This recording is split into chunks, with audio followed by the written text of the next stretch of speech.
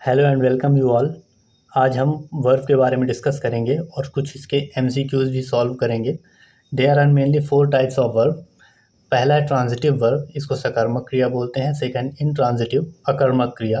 Third है verb of incomplete prediction, अपूर्ण अभिकथन क्रिया। और फोर्थ है ऑक्सिलरी वर्ब, ये होती है सहायक क्रिया। देखिए, आप लोगों से एक सवाल है, एक सेंटेंस बनाने के लिए वह कौन सी चीज़ है जिसके बिना सेंटेंस नहीं बन पाता।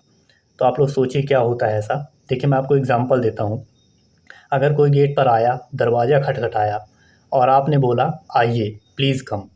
या फिर देखिए सेम, आपने खाना सर्व किया और बोला लीजिए खाइए। इसी तरह कुछ एग्जांपल होता है दीजिए, जाइए।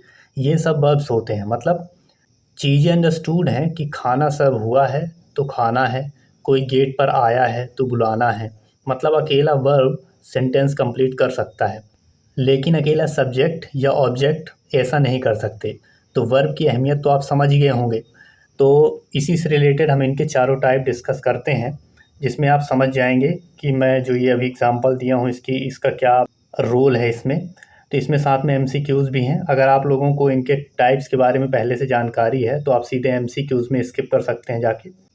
तो देखिए, पहला टाइप है इसका ट्रांजिटिव वर्ब, जिसको बोलते हैं सकर्मक क्रिया। देखिए, मतलब ट्रांजिटिव का मतलब होता है कि जो ट्रांसफ़र हो, मतलब वर्ब का असर सब्जेक्ट से लेकर ऑब्जेक्ट तक ट्रांसफ़र हो, उसको ट्रांजिटिव वर्ब बोलते हैं। तो इसमें ऑब्जेक्ट होना ज़रूरी है, और आसान भाषा में अगर समझें तो ये व्हाट मतलब क्या, और वोम मतलब किसे या किसको, इसका आंसर अगर मिलता है तो वो ट्रांजिटिव वर्ब होते हैं। तो आप एग्जांपल अभी जब एमसीक्यूज़ करेंगे तो आप समझ जाएंगे कि ये क्या और किसको का यूज़ कैसे करना है। सेम आप देखिए सेकेंड जो है इनट्रांजिटिव वर्ब, अकर्मक क्रिया।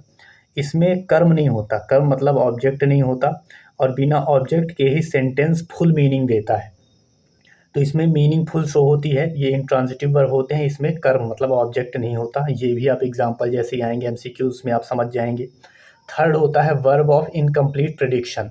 अब देखिए, जो आपको मैं अभी तक एग्जांपल दे रहा था पहले, आइए, जाइए, खाइए, लीजिए, तो इनमें ये तो वर्ब हुआ जो कंप्लीट एक्शन शो कर रहे हैं कि मतलब अंडरस्टूड है कि अगर कोई गेट पे आया है तो आएगा, लीजिए, खाइए, जाइए, कंप्लीट वर्ब पूरा सेंटेंस डिफाइन कर देते हैं, मतलब आधी चीज़ें अंडरस्टूड हैं।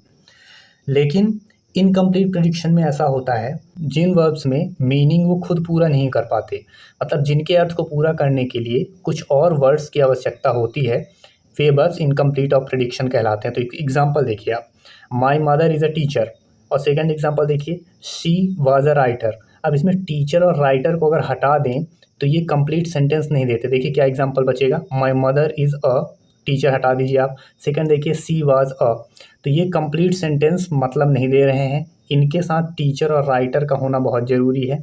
तो ऐसे जो सेंटेंस होते हैं वर्ब ऑफ इनकम्प्लीट प्रेडिक्शन होते हैं। ये भी आप एमसीक्यूज़ करेंगे उसमें आपको समझ में आएगा। और फोर्थ होते हैं ऑक्सिलरी वर्ब। अब ऑक्सिलरी वर्ब क्या होते हैं, देखिए, is, am, are, has, have, was, were, will, shall, ये सब ऑक्सिलरी वर्ब होते हैं। ये मेन वर्ब की हेल्प करने के लिए आते हैं, उनके साथ मूड और टेंस डिफाइन करते हैं उस सेंटेंस का। ये ऑक्सिलरी वर्ब होते हैं। ये चारों टाइप्स आप समझ गए होंगे। अब चलते हैं आप एग्जाम्पल पे, जो कि एग्ज़ाम के पॉइंट ऑफ व्यू से हैं। एग्ज़ाम में ऐसे ही क्वेश्चन आते हैं कि इनमें आपको कौन सा वर्ब है, ट्रांजिटिव, इंट्रांजिटिव और जो भी 2 टाइप और पढ़े हैं, तो इनको समझना ज़रूरी है। इसके लिए एग्जांपल कर लेते हैं। आप इनमें से देखिए कितने आप सॉल्व कर पाते हैं। और सबसे ज़रूरी चीज़ ये है कि आप क्वेश्चन पूछिए। टीचर से आप इतने क्वेश्चन पूछिए कि टीचर खुद परेशान हो जाए कि हमको बोलना है क्या नहीं बोलना। मतलब टीचर को आप परेशान करिए, ये आपका हक है। आप बार बार क्वेश्चन करिए, जितनी मर्जी उतने क्वेश्चन करिए। क्वेश्चन 1 है, we should help the poor. इसका मतलब है कि हमें गरीबों की मदद करनी चाहिए। ये देखिए चारों में से कौन सा है ट्रांजिटिव वर्ब। 3 ऑप्शन है, ट्रांजिटिव वर्ब, इनट्रांजिटिव वर्ब और थर्ड है इम्पर्सनल वर्ब। आप लोगों को इम्पर्सनल वर्ब के बारे में बताया नहीं, इसके बारे में बता देता हूँ। ज़्यादा इंपॉर्टेंट नहीं है लेकिन जानना ज़रूरी है। देखिए, कभी कभी हम कुछ इवेंट्स होते हैं, वेदर होता है, डिस्टेंस होते हैं, इन चीज़ों को हम इट से प्रकट करते हैं या फिर दे लगाते हैं। मतलब इट या दे, जैसे एग्जांपल आप देखिए, it is a sunny day या इट इज़ 12 o'clock। इस टाइप से जो सेंटेंस होते हैं ये इम्पर्सनल वर्ब्स कहलाते हैं। तो चलिए देखते हैं इसमें कौन सा ऑप्शन सही हो जाएगा। इसका आंसर हो जाएगा option number A, transitive verb. देखिए कैसे होगा transitive verb. We should help the poor, हमें गरीबों की मदद करनी चाहिए। इसमें देखिए पुअर हो गया ऑब्जेक्ट, वी हो गया सब्जेक्ट, हेल्प हो गया वर्ब। तो इसमें आप क्वेश्चन करके देखिए हमें क्या करना चाहिए, तो इसमें क्या का आंसर मिल रहा है, गरीबों की मदद। तो यहाँ पे ट्रांजिटिव वर्ब आ जाएगा, क्या किसे, व्हाट एंड होम, इन दोनों का अगर आंसर मिलता है तो वहाँ पर ट्रांजिटिव वर्ब होते हैं। अब सेकंड क्वेश्चन देखिए, the word sits on the tree. देखिए इसमें ऑब्जेक्ट है द ट्री, सब्जेक्ट है वर्ड, सिट्स है क्या, वर्ब। लेकिन इसमें एक समझने वाली बात है, इसमें अब क्या और किसको या किसे, इसका आंसर आप लेने की कोशिश करिए। क्या है, the word sits on the tree, word किस पर बैठी है, इसमें क्या आपका आ रहा है, किस पर बैठी है। तो यहाँ पर क्या और किसे का आंसर नहीं मिल रहा, यहाँ ट्रांजिटिव वर्ब होगा।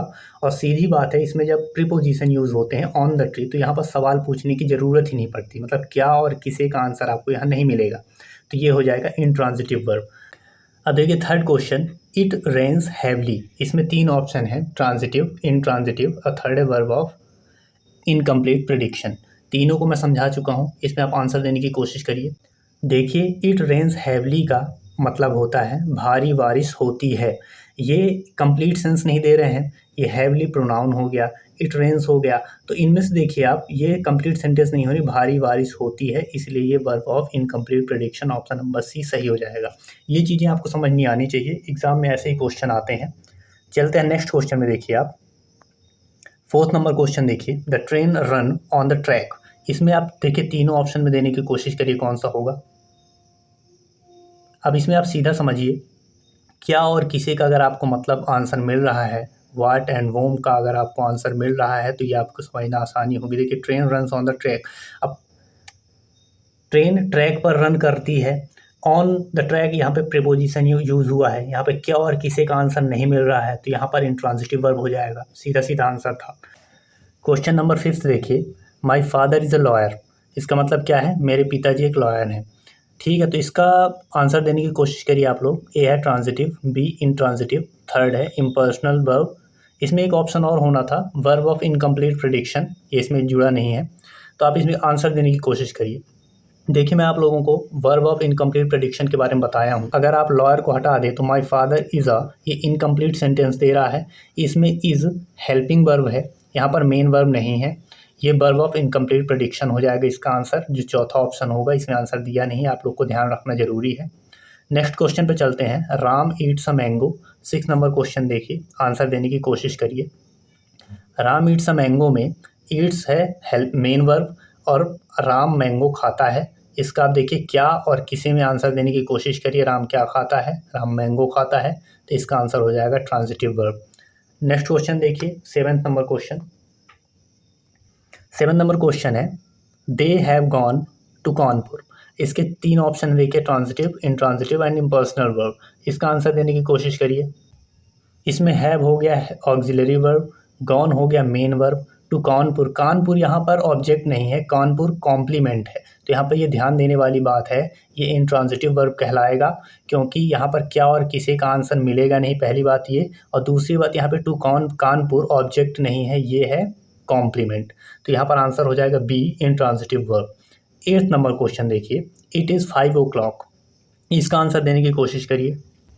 इसमें 3 ऑप्शन है, A transitive verb, B intransitive verb, C impersonal verb. इनमें तीनों ऑप्शन देखिए। इट इज़ 5 o'clock, मैं आप लोगों को एग्जांपल दे चुका हूँ, एक को बताया हूँ इम्पर्सनल वर्ब के बारे में। जब आप कोई इवेंट, वेदर या डिस्टेंस को आप इट या दे में शो करते हैं तो वहाँ पर इम्पर्सनल वर्ब होता है।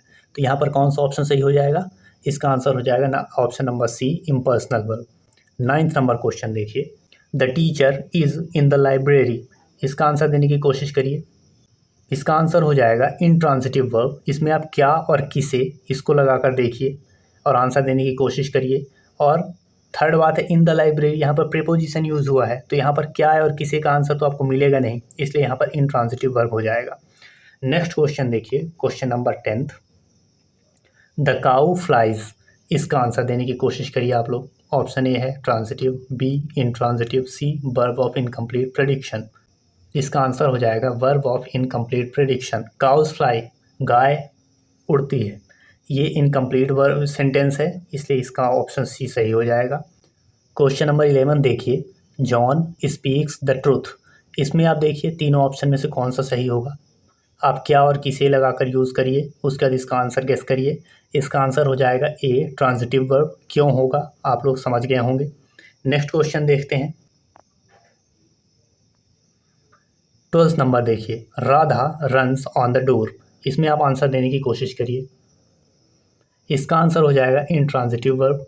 पहली condition on the door preposition use ही है, यहाँ पर आपको क्या और किसे का आंसर नहीं मिलेगा, तो ये हो गया intransitive verb. Radha runs on the door intransitive verb हो जाएगा।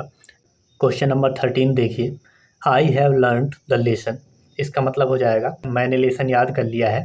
तो इसमें देखिए तीनों ऑप्शन में से कौन सा सही होगा, transitive verb, in transitive verb and impersonal verb. इसका आंसर देने की कोशिश करिए आप लोग। इसमें सीखने वाली चीज़ है, हैव है ऑक्सिलरी वर्ब, लर्नड है मेन वर्ब। तो इसमें मैंने क्या याद कर लिया, लेसन, तो ये ट्रांजिटिव वर्ब का एग्जाम्पल हो जाएगा, क्योंकि इसमें क्या और किसे का आपको आंसर मिल रहा है। 14th नंबर क्वेश्चन देखिए, द चाइल्ड राइजेस अर्ली। मतलब हो जाएगा बच्चा जल्दी उठता है। तो तीनों ऑप्शन में से कौन सा सही हो जाएगा।